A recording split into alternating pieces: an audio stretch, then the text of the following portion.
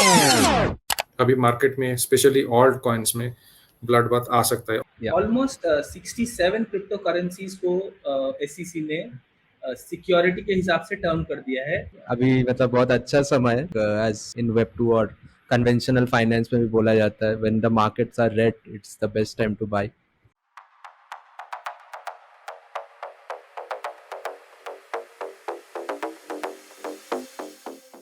Hello guys, आप लोग कैसे हैं? सो हम लोग वापस इस पॉडकास्ट एपिसोड को लेके आ चुके हैं और हमारे साथ है शौविक और क्रिश। और अभी मार्केट का बहुत ही अच्छा हाल है, तो हम लोग अभी पॉडकास्ट रिकॉर्ड कर रहे हैं। This is Saturday around 3 PM। सो अभी हम लोग बहुत ही अच्छा मार्केट देख पा रहे हैं, हर जगह ग्रीन और ग्रीन कैंडल्स। सो बहुत ही खुश रखेंगे हम लोग ये पॉडकास्ट के दौरान आज, जो कि आपको कम ही दिखता होगा, और कुछ चीज़ें डिस्कस करेंगे, लाइक क्या करना चाहिए, नहीं करना चाहिए, मार्केट कैसा है, अपडेट्स क्या है, और ACC कैसे एक्सचेंजेस को सपोर्ट कर रहे हैं। तो ये सारे न्यूज़ रहेगा, अपडेट्स रहेगा, ठीक है, कि स्टेबल कॉइन कैसे अपने पिक के ऊपर जा रहा है, ये सारा चीज़ आप लोग देख सकते हैं ये वंडरफुल पॉडकास्ट में। तो चलिए बिना देर के शुरू करते हैं। बट अभी तक अगर आप लोगों ने सब्सक्राइब नहीं किया, आप लोग हमें फॉलो नहीं करते हैं, तो मुझे नहीं पता आप क्या मिस कर रहे हैं, बट कुछ तो मिस कर रहे हैं ज़रूर। तो अभी तक अगर आप लोग सब्सक्राइब नहीं कर रहे हो तो जल्दी से जाके सब्सक्राइब करो, इसको शेयर करो अपने दोस्तों के साथ, और चलो शुरू करते हैं। और क्या, इतना अच्छा माहौल है, इतना पवित्र माहौल है आज मार्केट का। तो हम लोग शुरू करेंगे शौविक जी से, जो कि अपने पवित्र थॉट्स बताएंगे कि BTC, इथेरियम और मार्केट्स कहाँ जा रहे हैं। चलिए शौविक। पहला बात तो ये है कि अभी जो मार्केट का हाल है ना, वो काफी लाल है, ठीक है। तो आके हम लोग देख लेते हैं कि क्या क्या हुआ है मार्केट में। चारों तरफ हम लोग को मतलब लाल ही लाल दिख रहा है। तो BTC का जैसे हम लोग देखेंगे यहाँ पे, ये जो है ये में 100 EMA है, उसके नीचे काफी एक बड़ा रेड कैंडल बनाया है, और परसेंटेज के हिसाब से ये अगर हम लोग देखें तो ये काफी ज्यादा था। अभी तो 3% दिखा रहा है, लेकिन ये काफी ज्यादा था। और एक चीज है कि यहाँ पे जो ग्रीन हम लोग सपोर्ट जोन का बात पहले किए थे, उसको अभी तक तोड़ा नहीं है, वहां तक आया भी नहीं है, तो उसको हम लोग मॉनिटर करेंगे थोड़ा, ठीक है। इसको थोड़ा सा एक्सटेंड कर देते हैं इस हिसाब से। यहाँ पे जैसे कि हम लोग लास्ट टाइम बताया था कि ये जो है ना एक चैनल के थ्रू ट्रेड कर रहा है, तो ये अपर रेंज जो है ये रेजिस्टेंस की तरह काम कर रहा है, तो इसको हिट करके नीचे आया। फिर देखिए ये 20 EMA उसको नीचे की तरफ, मतलब उसको जाके एक रिटेस्ट करके फिर नीचे की तरफ आया, फिर यहाँ पे कुछ दिन बिताने के बाद फिर से ये नीचे की तरफ आ चुका है। तो आप लोग देखिए कि सपोर्ट जोन के पास आके अगर होल्ड करता है तो ठीक है, अगर होल्ड नहीं करता है तो काफ़ी नीचे जा सकता है, जिसका प्रोबेबिलिटी थोड़ा बहुत कम है। फिर भी आप इस जोन जो है इसको मार्क करके रखिएगा, ठीक है। ये हो गया आपका डेली टाइम फ्रेम में। और हम लोग एक चीज़ देख लेते हैं, इसको हम लोग आवरली कर देते हैं। एक्चुअली ये जो फिनोमेना हुआ है ना, ये देखिए यहाँ पे जो है सब गड़बड़ हो गया है।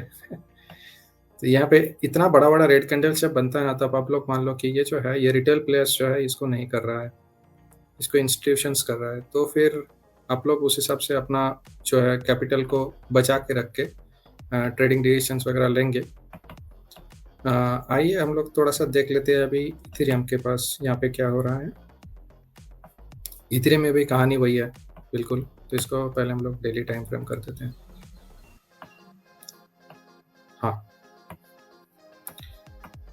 यहाँ पे भी सेम है, ये वाला जो लाइन है ये रेजिस्टेंस की तरह काम कर रहा था, रेजिस्टेंस चैनल हम लोग बोल सकते हैं। तो इसको तोड़ के नीचे की तरफ आया है, और इसको जो है ना ये रिटेस्ट कर रहा है, ये वाला लाइन जो है आपका, ठीक है। तो इस यहाँ पे भी एक सपोर्ट जोन बना हुआ है। तो हम आप लोग को क्या करना है, आप लोग को पहले देखना है कि इसका नीचे तक यहाँ तक आ सकता है, या 1670 ये रेंज जो है इसके आसपास आ सकता है। और यहाँ पे पॉसिबली एक होल्डिंग पोजीशन होगा, यहाँ पे आके थोड़े दिन के लिए यहाँ पे होल्ड कर सकता है। और अगर ETH इसके नीचे तोड़ के इसको मतलब निकलना होगा नीचे, तो फिर यहाँ पे होल्ड करके 1 2 3 ऐसा कुछ होल्ड करके ये फिर नीचे की तरफ जाएगा। और अगर यहाँ पे ग्रीन कैंडल बनाना स्टार्ट कर देता है थोड़ा थोड़ा करके, तो फिर कहानी वही है कि नीचे से बाय और ऊपर से सेल। मतलब यहाँ जब जब टच करेगा तब आप बाय कर सकते हो, और यहाँ जब जब टच करेगा ये फिर इसके नज़दीक आएगा तब आप लोग सेल कर सकते हो। तो ये 2 चीज़ हो गया। और एक चीज़ अभी देख लेते हैं हम लोग, BTC का जो मार्केट कैप डोमिनेंस है वो वाला। यहाँ पे एक बहुत इंटरेस्टिंग सा चीज़ हुआ है, ये जो है जैसे कि हम लोग एक प्रीवियस वीडियो में बात किए थे कि मार्केट डोमिनेंस जो है वो ये जो एरिया है ना 48-49 बीटीसी के लिए, ये एरिया एक रेजिस्टेंस की तरह काम करता है। तो जब भी इसके पास आता है, तब भी क्या होता है, थोड़ा-सा नीचे की तरफ फॉल होके फिर से ये वापस 40 के आस-पास चला जाता है। लेकिन अभी सिनेरियो थोड़ा-सा उल्टा है। अभी क्या है, अभी ये जो रेजिस्टेंस एरिया है ना, इसको ब्रेक कर दिया है और इसके पीछे काफ़ी सारा मैक्रो रीज़न्स भी है और काफ़ी सारा न्यूज़ वगैरह ये सब भी है। तो जिसके बारे में क्रिस आप लोगों को थोड़ा देर में बताएँगे। तो इसको भी आप लोग थोड़ा-सा मॉनिटर करते रहिए। ये जो रेजिस्टेंस ब्रेक हुआ है, इसके वजह से अभी मार्केट में स्पेशली ऑल्ट कॉइन्स में ब्लड बाथ आ सकता है। ऑलरेडी हो रहा है बहुत सारा कॉइन्स में, अगर आप लोग यहाँ पे देखो। सबसे पहले हमारे स्पॉन्सर एक्सरे एक रियल क्रिप्टो एक्सचेंज का शुक्रिया अदा करना चाहेंगे, जिस कारण ये शो संभव हो पाया। 2020 से एक्सरेक्स हमारे पसंदीदा क्रिप्टो एक्सचेंज में से रहा है, जो कि पूरा विश्व में उपलब्ध है। अगर आपके पास एक्सरेक्स अकाउंट नहीं है अभी तक, तो आप जल्दी से नीचे दिए गए लिंक के ऊपर क्लिक करके उसको अपने मोबाइल में डाउनलोड कर सकते हैं। एक्सरेक्स ऐप में कुछ खास फीचर्स हैं जो कि ऐड किए गए हैं ताकि आप सेफली यूएसडी यहाँ तक यूएसडी द्वारा भी क्रिप्टो खरीद पाए।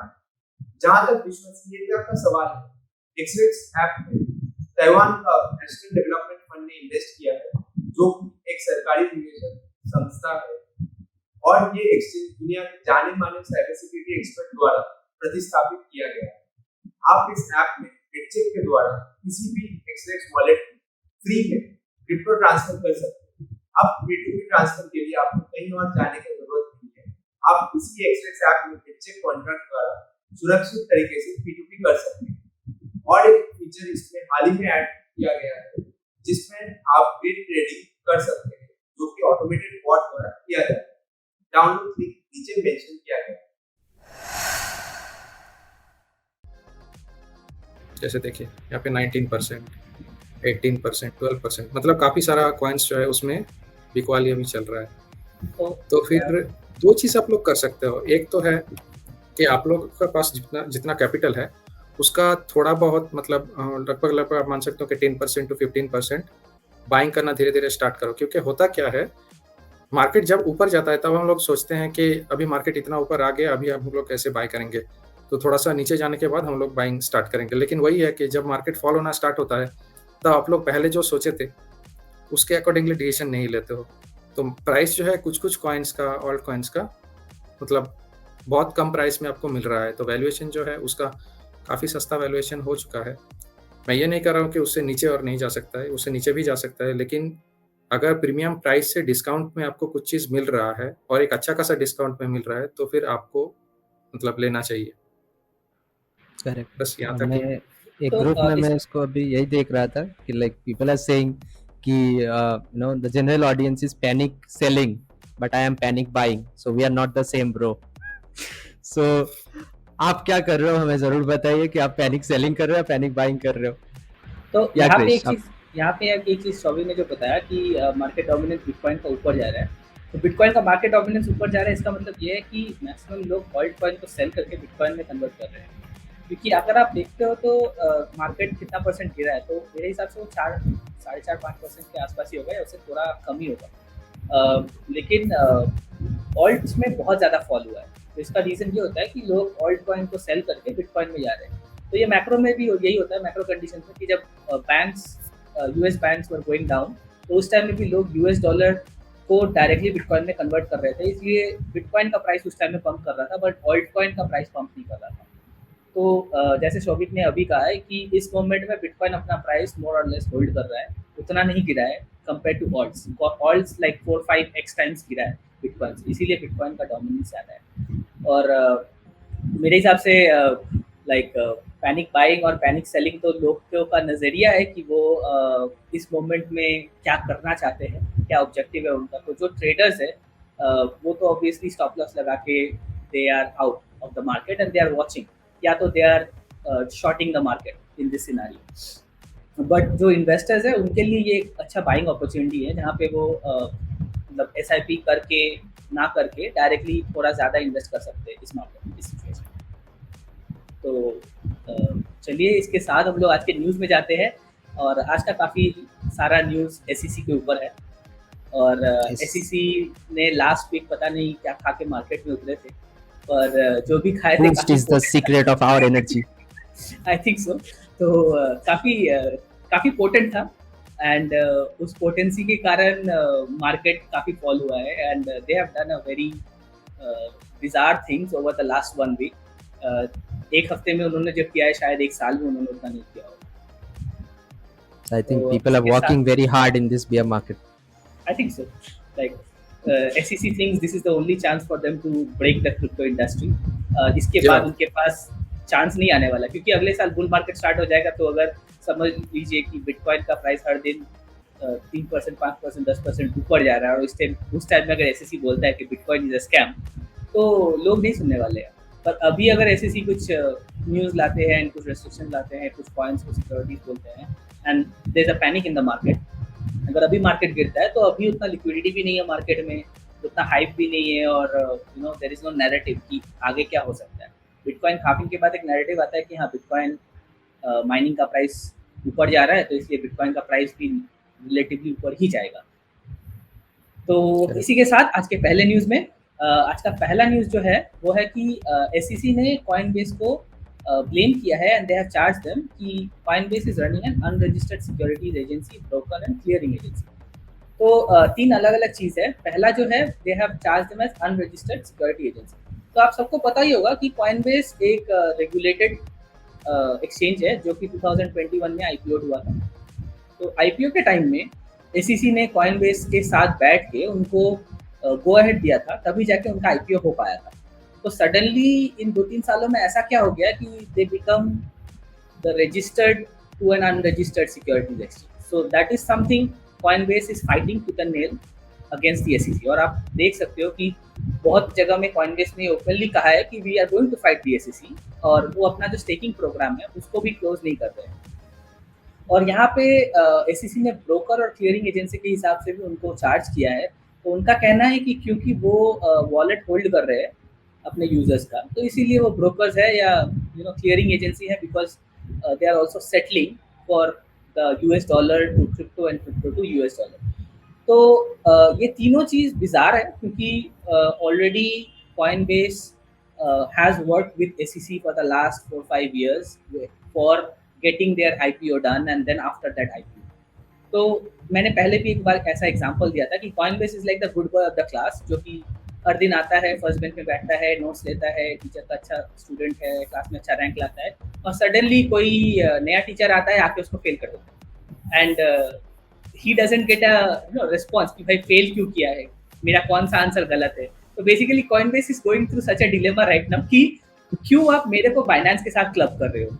मैं जो कर रहा हूँ और बाइनेंस जो कर रहा है काफ़ी डिफरेंट है, although we both are exchanges. तो आप मेरे मेरिट के ऊपर मेरे को जज करो rather than rest of the pack कि वो क्या कर रहे हैं। तो यही सिनारियो है। आपका क्या सोचना है इस पे? अगर समझ लीजिए कि कोई सडनली आप आईपीओ के बाद कोई आके बोले कि नहीं आपका बिजनेस मॉडल गलत है, तो how does it reflect on the SEC as a agency itself, कि कल उन्होंने कुछ कहा था, आज वो और कुछ कह रहे हैं। एक्चुअली ये जो चीज़ है ना, ये सास बहू का गेम है। ये बहुत दिनों से चल रहा है, ऐसा नहीं है कि आज से स्टार्ट हुआ है। काफ़ी पहले से एसईसी किसी एक एक्सचेंज के ऊपर पड़ता है, फिर उसके पीछे हाथ धो के लग जाता है, फिर किसी दूसरा एक्सचेंज को पड़ता है। तो ये चलता ही रहेगा। ये मतलब ऐसा कुछ मेजर नहीं है कि हाँ चलो एकदम पूरा रिलेशन ही खत्म हो गया, जैसे होता है ना हम लोग का फैमिली में। तो ऐसा डेली ड्रामा है। सैम क्या बोलोगे आप? डेली ड्रामा तो है, but according to the rumours, या अगर आप मार्केट में बात सुनते हो, सो वहाँ पे ऐसा कुछ है कि like SEC is favouring somebody else and trying to save somebody else, and that's why they are going after so many exchanges. So it's another rumour. यहाँ पे एफटीएक्स नहीं है अभी, तो आई डोंट सी कि वो किसको सेव करना चाहते हैं, बिकॉज़ अगर FTX has recovery plans, right? हाँ, FTX is recovery plan, but आपको क्या लगता है कि अगर कॉइनबेस और बाइनेंस को वो हटा दे मार्केट से, तो एफटीएक्स रिकवर होके यूएस मार्केट में इस एनवायरनमेंट में they can do something? I don't feel like that. So that's why that's like a rumor. So people are feeling like okay, there may be something going on behind जो हमें नहीं दिख रहा है, but that's ultimately a rumor that people are talking about. Maybe. तो मेरे हिसाब से इसका एक और एग्जांपल होगा कि समझ लीजिए कि आपके हाथ में गैंग्रीन हो गया है, आपकी उंगली को काटना है, तो आपको आपके हाथ को बचाने के लिए आपको उंगली को काटना पड़ता है गैंग्रीन में। पर अगर आप हाथ काट देते हो तो यू आर स्टिल अलाइव। यहाँ पे एसीसी किसी का गर्दन ही काट रहा है एंड दे आर सेइंग कि मैं उंगली को बचा सकता हूँ। So this is the scenario that is happening right now. Right. Market doesn't make any sense sometimes, but यहाँ पे एसीसी डजंट मेक सेंस कि वो किस तरीके से लॉस को एनफोर्स करना चाहते हैं। Same thing somebody has said, जैसे मैंने आपको कहा कि Coinbase आर पुटिंग सिक्योरिटीज, अगर स्टेकिंग कर रहे हो आप तो it's basically a security, but Coinbase ने इसको रिजेक्ट किया है and they are saying we will not close down the staking programme. और Coinbase को प्राइम ब्रोकरेज और अनहोस्टेड वॉलेट को हिसाब से भी चार्ज किया गया है। तो बेसिकली मेरे को नहीं लगता कि यहाँ पे कुछ अनहोस्टेड वॉलेट का कोई सिस्टम है, क्योंकि Coinbase के हर यूज़र को वेरीफाई करने के बाद उनको wallet IDs दिया जाता है। तो every identified user has wallets which is custodied by Coinbase or its partner, wallet partner। और यहाँ पे they can prove कि people have deposited USD and bought crypto in these wallets, or people have sold crypto from these wallets and got the USD out। So this kind of thing is a basic infrastructure which all exchanges have। So the next news which is कि SEC ने फिर से और एक exchange को suit किया है same issues के ऊपर, जो कि है बाइनेंस US। और यहाँ पे वो इतना ही नहीं, उन्होंने CZ को भी इंक्लूड कर दिया है अपने चार्जेस में। एंड इस कारण से क्या हुआ है कि बाइनेंस ने डिसाइड किया है कि कुछ USD पेग पेयर्स, कुछ USD पेग पेयर्स को they are going to delist from the platform. And इसके साथ साथ ही बाइनेंस के साथ और भी कुछ ज़्यादा चार्जेस है, जैसे कि दे आर चार्ज कि उन्होंने अपने बाइनेंस US में क्रिप्टो कस्टडी ना रख के US के बाहर कस्टडी भेजे हैं। तो दिस मे और may not be true, but as a whole SEC Binance को और Coinbase को दोनों को एक ही कैटेगरी में डाल के सू करना चाहते हैं। तो इसके कारण ये भी हुआ है कि बाइनेंस ने एक न्यूज़ लीक किया है, या फिर एक न्यूज़ मार्केट में दिया है, जहाँ पे फाइनेंस के जो लॉयर्स हैं उन्होंने कहा है कि गैरी गेंसलर, जो कि अभी SEC चेयर है, वो 2019 में बाइनेंस के CEO से मिले थे एंड उन्होंने कहा था कि he wants to come on board as an advisor. तो उस टाइम में Gensler was a teacher in MIT, in Sloan school of management, and CZ rejected him. तो he was appointed then 2 years later as SEC, and people are claiming कि अभी उस time का जो खुन्नस है वो अभी गेंसलर SEC चीफ के हिसाब से बाइनेंस CEO और बाइनेंस के अगेंस्ट में निकाल रहे हैं। पर अगर ये ट्रू भी है, it will be difficult for Binance to prove it even if they have all the material, because motive क्या है वो क्लियर नहीं है यहाँ पे। एंड इसके कारण वो जो स्टेप्स ले रहे हैं वो भी किस बेसिस पे ले रहे हैं वो भी क्लियर नहीं है। तो इसलिए मुझे लगता है कि फाइनेंस चाहे SEC के साथ फाइट करे या ना करे, Coinbase ज़रूर करेंगे, और Coinbase will come to a decision wherein either they want the law to be made clear or they want to take action against SEC so that SEC doesn't come after their regulated business, क्योंकि पहले ही SEC से उन्होंने permission लेके सब काम किया। Right. और मुझे लगता है जो अभी आप न्यूज़ बोले ना, इट्स लाइक गैरी गेंसलर बोल रहे हैं टुकड़ा के मेरा प्यार मेरा इंतकाम देखे। So Gary Gensler may be like according to the news, like अगर उनको एडवाइजर नहीं लिया गया, so he is like now अब मेरा देखो, अब मैं इसी का चेयरमैन हूँ, अब मैं दिखा दूंगा क्या कर सकता हूँ मैं। एक्चुअली डायरेक्ट कॉन्फ्रंटेशन में नहीं जाना चाहिए मेरे हिसाब से। बुलाओ उनको, बात करो, देखो खिलाओ कुछ।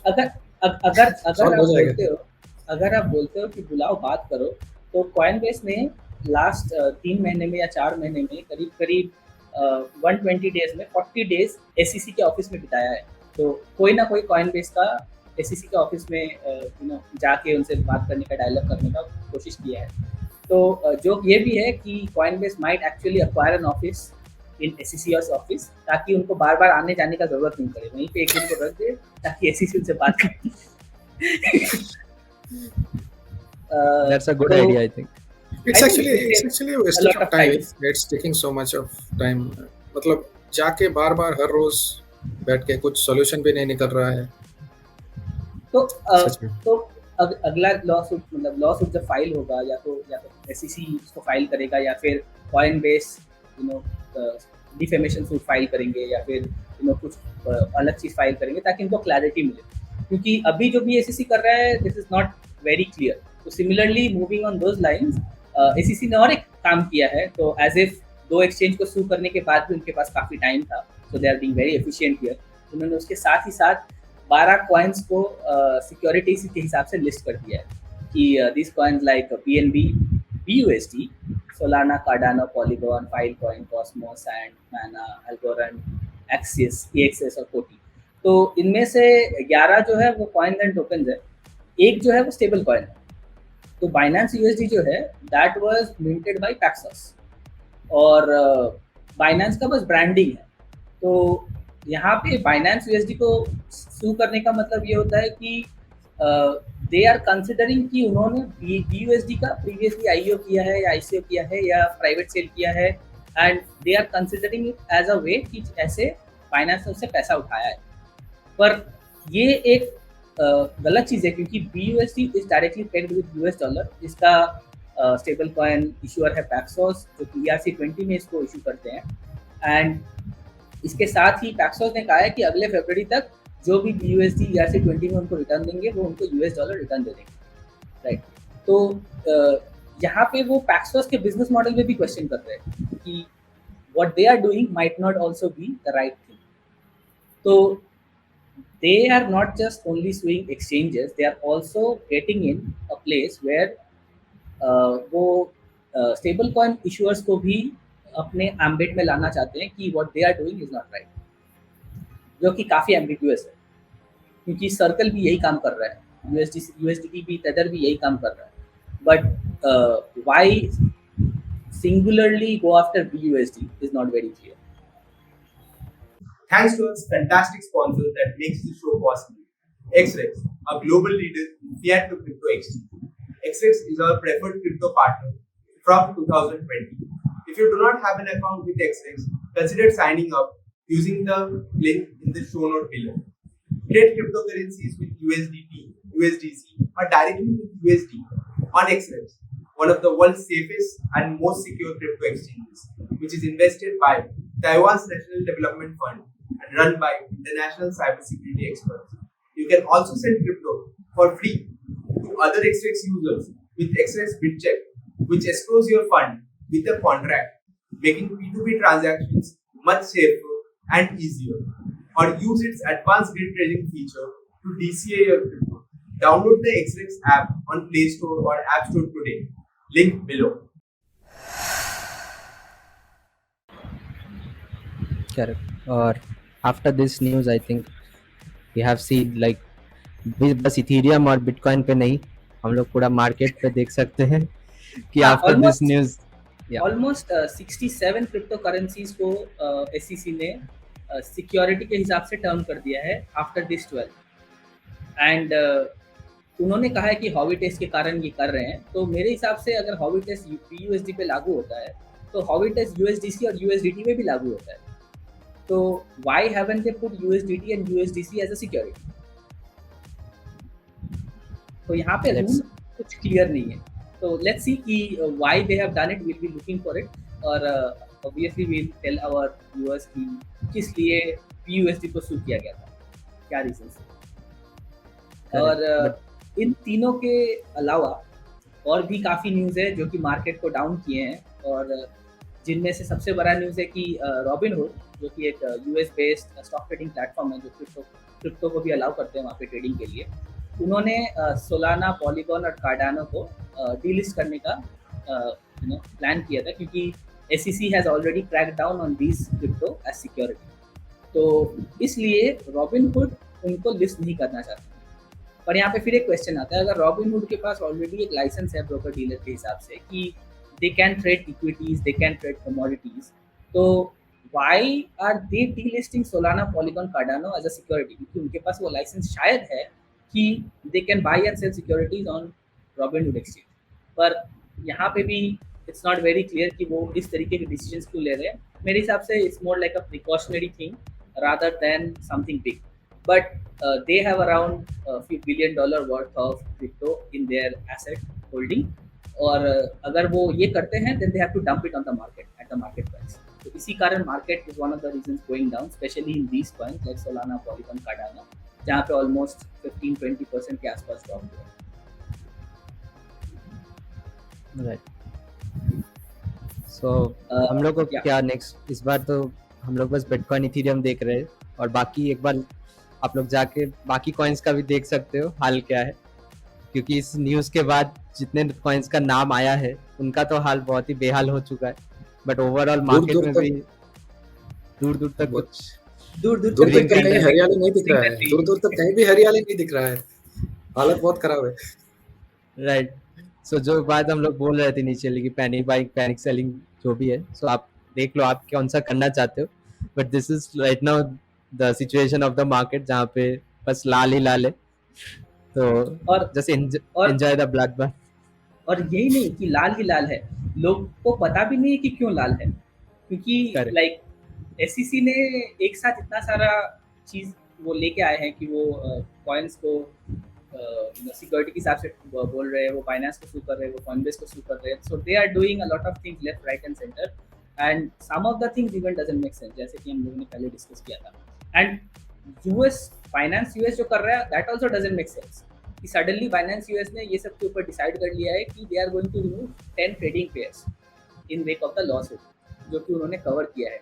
तो ये कुछ अलग ही बात हो गया, क्योंकि they are only going to allow select BTC, BUSD advanced trading pairs. They are going to move BTC and BUSD advanced trading pairs. मैं मान सकता हूँ कि BUSD advanced trading pairs को मूव कर रहे हैं क्योंकि BUSD को सिक्योरिटी के हिसाब से ट्रीट कर रहे हैं. But why move BTC trading pairs, which is suddenly strange. So like the moves that Binance is making as a reaction to SEC suing Binance is also strange. But at least I would say कि finance के जो CEO है CC, he makes some more sense in our next news, कि जहाँ पे उन्होंने एक clarification दिया है कि why Binance is converting its holding into fiat और other coins. तो जैसे कि आपको पता है कि Binance ने अपना BUSD holdings को Ethereum, Bitcoin और BNB में कन्वर्ट कर दिए थे पहले. One of the main reason ये था कि वो US डॉलर होल्ड नहीं करना चाहते हैं, कि अगर वो US डॉलर होल्ड करते हैं तो SEC आके उनका बैंक अकाउंट फ्रीज कर सकता है and they will have liquidity issues. So they are converting part of their holdings into fiat for the purpose of salaries, expenses, और जब भी आप कहीं पे regulatory filings करते हो तो you need a lot of money to get a license. So all these things require fiat money, क्योंकि जहाँ पे भी वो फाइल कर रहे हैं they are not going to accept BTC और BNB और Ethereum as the currency or money of that country. तो इसीलिए Binance को move कर रहे हैं. और सेकेंड नैरेटिव जो उन्होंने कहा है कि as I said 1.3 billion of calls and Robinhood could be sold, जो कि रॉबिनहुड शायद करेंगे भी, तो इसीलिए people are panicking and they are doing a sell off. और जो भी कॉइन्स ने एसईसी ने बोला है कि Solana, Matic, Algo, all these coins are going down heavily in double digit percentage. तो इसके साथ ही मैं ये कहना चाहूँगा कि उन्होंने कहा है कि majority of them will be sold, Matic and Ada, that those will be sold off और डंप, इसीलिए मार्केट पैनिक कर रहा है. तो same thing has happened after his quote came out which was yesterday, and not just this, others tokens are also suffering because overall there is a negative sentiment और लोग panic selling कर रहे हैं अभी. तो मैं ये कहना चाहूँगा अपने दर्शकों को कि आप पैनिक सेलिंग ना करो, क्योंकि आपने जो भी इन्वेस्ट किया है तो आप कुछ सोच समझ के इन्वेस्ट किए थे. So your investment thesis might not be wrong. This is just a market reaction which is happening because of the SEC. So whatever you are thinking right now, everybody is thinking the same thing. तो जब भी एक herd mentality हो जाता है तभी panic selling या panic buying होता है, FUD या FOMO होता है. तो मेरे हिसाब से आपको एक chill pill लेना चाहिए, get out of your trading desk, get out of this mentality कि मेरे को trade करके निकलना है यहाँ से, and just wait and watch कि क्या होता है, क्योंकि इसके ऊपर मार्केट जा सकता है, इसके नीचे मार्केट जा सकता है. पर अगर पैनिक सेलिंग करोगे अभी तो अगर मार्केट ऊपर जाता है you will not get that gain. But अगर मार्केट नीचे जाता है it's already quite lot down, अगर यहाँ से भी 2-3% नीचे जाता है तो not lose a lot of money. तो ये मेरा अपने दर्शकों को कहना है. सैम, आपका क्या राय है? What are you doing in this scenario? So basically, just like I told, it's like some people are doing panic selling, somebody is doing panic buying. So I am on the second side. So I am on the panic buying mode. So we are not the same, bro. So I am like mode of अभी मतलब बहुत अच्छा समय है, like as you know, in web 2 और conventional finance में भी बोला जाता है, when the markets are red it's the best time to buy. So I am more of that philosophy. तो मेरे को जब लाल दिखता है तब मैं बहुत खुश होकर खरीदता हूँ, फिर जब ग्रीन दिखता है तब बेच के बैठ जाता हूँ. So I am like following that. I don't know, like इससे भी नीचे जा सकते हैं obviously, but इनिशियली जो शॉविक ने बताया, तो initially we can put some amount of money according to anybody's risk exposure. तो आप अगर 100% ऑल इन जाना चाहते हैं जा सकते हैं, around 50%, 10%. But I think if you have spare money kept, तो आपको धीरे धीरे लगाना चाहिए, because ultimately once this FUD and all this news are gone, markets are gonna go up from this level. So ये बहुत अच्छा टाइम हो सकता है आपको बाई करने का, अगर आप बाई करना चाहते हैं. So this not investment advice, but yeah this is what I personally prefer to do. Very sensible. इसके साथ SEC का न्यूज़ छोड़ के हम लोग कुछ और न्यूज़ में आते हैं क्रिप्टो में, as if SEC is not the only thing there. तो आर्बिट्रम जो कि एक लेयर 2 है, they suddenly ran out of gas fees. तो उनका जो सीक्वेंसर है, they ran out of Ethereum, and इस कारण करीब करीब for 1 hour their blockchain was down and their transactions couldn't be processed. I think this has been solved, and it's just a glitch. Moving forward, this kind of thing shouldn't happen, and hopefully they will not happen. SEC के news के कारण भी और overall market situation के कारण भी TUSD बोल के एक स्टेबल कॉइन है with $, they are going down and they are losing their peg. So TUSD prime trust बोल के कंपनी है, उनका प्रेफर्ड स्टेबल कॉइन है, and it's losing its peg, and right now it's 0.9987, जो कि इतना भी ज़्यादा नहीं है, पर it's not one, and this might be a good opportunity to look into this and see how Prime Trust reacts. On the other hand, Prime Trust also came out with a news जहाँ पे BitGo is signing a letter of intent to acquire Prime Trust. So these two things together make me believe कि Prime Trust में liquidity लेके issues है.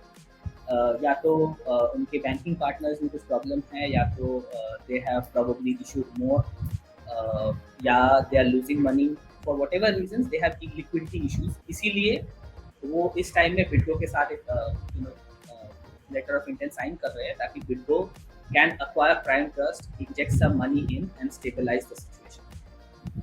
So this might not be a very bad thing, क्योंकि BitGo is one of the biggest wallet custodian provider. बड़े बड़े exchanges में BitGo wallet custodians है, for example Coin26 में भी wallet custodians BitGo है, and some other Singaporean exchanges also have BitGo as their custodians. So this will be a good thing for BitGo, because then they will have a regulated financial company in the US as one of their subsidiaries. पर ये भी है कि US market अभी उतना safe नहीं है, because the regulator SEC itself is playing around with suing people and making whatever arbitrary decisions they are making. तो इस मोमेंट पे BitGo का US में जाना is something like us, कि मार्केट रेड है तो this is the time to buy. So for them this is a buying opportunity and they are going for it. So we will see how it makes sense moving forward. But overall, this is a very good sign for BitGo and Prime Trust together. Right. Rocket Pool is coming to ZK Sync era. So similar to other L2s, if you hold RETH on ZK Sync, you will be accruing the rewards, which is basically Rocket Pool expanding its different networks and giving you access. If you are having your tokens and coins on ZK Sync era, you can directly use Rocket Pool. You don't have to bridge it.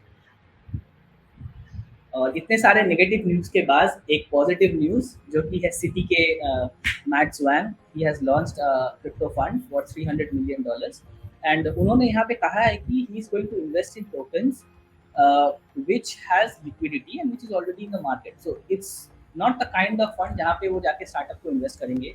और crypto startup पे invest करेंगे, they are probably going to start with investing in tokens and coins which are down by a lot.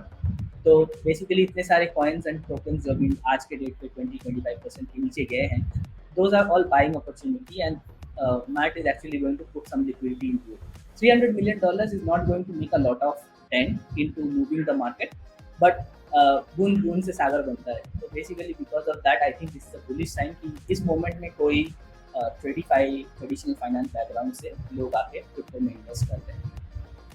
तो ये इतना चीज़ लाल ये के चीज़ तो बीच मैं में कह रहा था ना। थोड़ा हरियाली दिखने मिल रहा है हम लोग को। Yeah, there's always silver lining in the dark cloud. Yeah, there's always light at the end of the tunnel. तो वो उसी टाइप से एक चीज़ है कि there's always something good which comes out of a bad situation. तो यहाँ पे good ये है कि some people are willing to take a bet कि this bad market is just temporary. Crypto as a whole will bounce back. So that's a good sign. हाँ Right. Showik, आप कुछ बोल रहे थे? हाँ, मैं यही चीज़ बोल रहा था कि जब मार्केट में पैनिक होता है ना चारों तरफ, तो इंस्टीट्यूशंस जो है वो हमेशा बाइंग के लिए जाता है और रिटेलर जो है वो छोड़-छाड़ के भाग जाता है मार्केट से। फिर वही जब प्राइस ऊपर पहुँचता है, काफ़ी मतलब 2x, 3x, 4x रिटर्न बनता है, तो वो लोग अफ़सोस करते हैं कि रिटर्न क्यों नहीं बना। तो यही रीज़न है। आप खुद ही सोचो, जब बीटीसी लास्ट ईयर हाँ, 60 के आसपास था, तो आप लोग सोच रहे थे कि जब 20-30 के आ जाएगा तब हम लोग बाइंग करेंगे। बाई करेंगे। तो अभी आप लोग क्या कर रहे हो? अभी वेट कर रहे हैं फिर 60 अभी के वेट जाने कर रहे का। हैं शायद अभी 60 फिर के से आप जाने का। वेट कर रहे हो कि वो कब से 10 के जाएगा, कि 5 के जाएगा, ऐसे। ऐसा नहीं होता है ना। शायद जा आप भी वही देखो सकता है, कि शायद जा भी आप सकता है, आप पर ये आप नहीं वही कि हुँ, हुँ। ये नहीं कि वेट करें, like they should start investing little by little because market में you never know when is the bottom and you never know when is the top. So if you can see that any asset which is like down more than 50-60-70%, तो it's already down by a lot. तो अगर आप यही सोच के आप invest करते हो कि चलो लेट्स इन्वेस्ट 10% और 20% of whatever you wanted to invest in crypto, तो that 10 or 20% is also like a very good sign and a good investment buying. But we will only see कि इस यहाँ से मार्केट किस तरीके से रिएक्ट करता है। और जब मार्केट्स की बात कर रहे हैं तब हम लोग एक एक्सचेंज पे आते हैं। So one of the exchanges in India I was trying to go and see and buy some tokens. तो मैंने वहाँ पे देखा कि there is a huge difference between the bid and the spread which is 0.01 paisa. तो 1 पैसे का difference था, पर जब आप वहाँ पे प्राइस चेक कर रहे हो तो प्राइस काफ़ी अलग ही था। तो 497.5 और 495.1 के बीच में सडनली 485.48 आ गया, 58 आ गया है। And this is a glitch most probably. पर ये अगर ग्लिच नहीं है तो मुझे लगता है कि ये ट्रेडिंग इंजन ही पूरा फेक है। सो आई होप कि इंडियन ट्रेडर्स या इंडियन इन्वेस्टर्स इस तरीके के चीज़ देखें and then decide to invest, क्योंकि if they don't see it they will just see the price and put the money on buy and sell, or they will convert and they will lose money.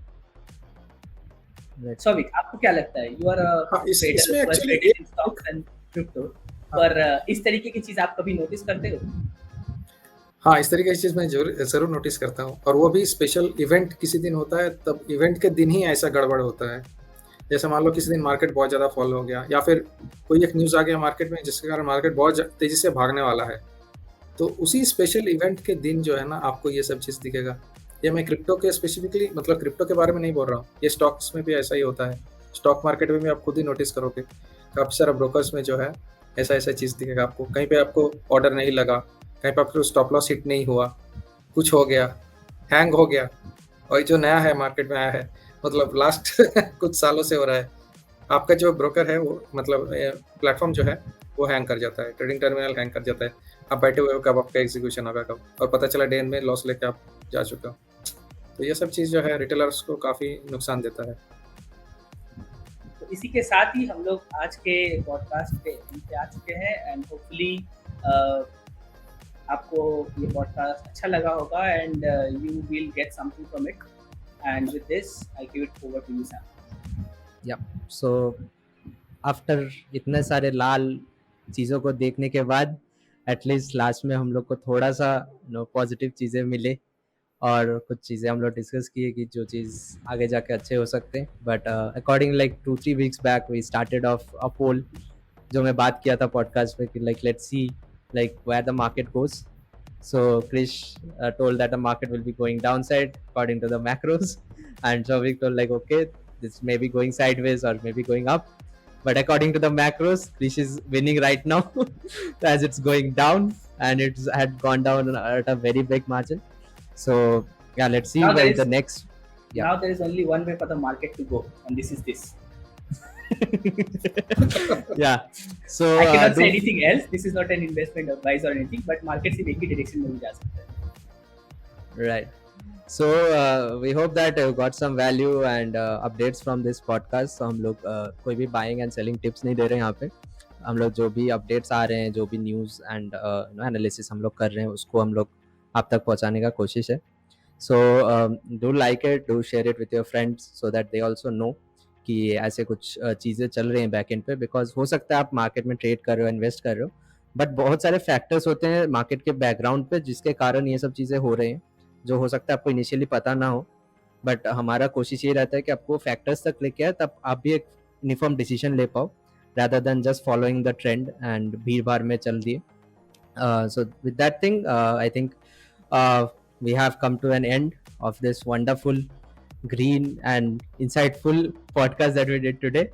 So thanks Krish and Shavik for joining in. Bye-bye. And thank you guys. Bye bye. See you next week. Bye.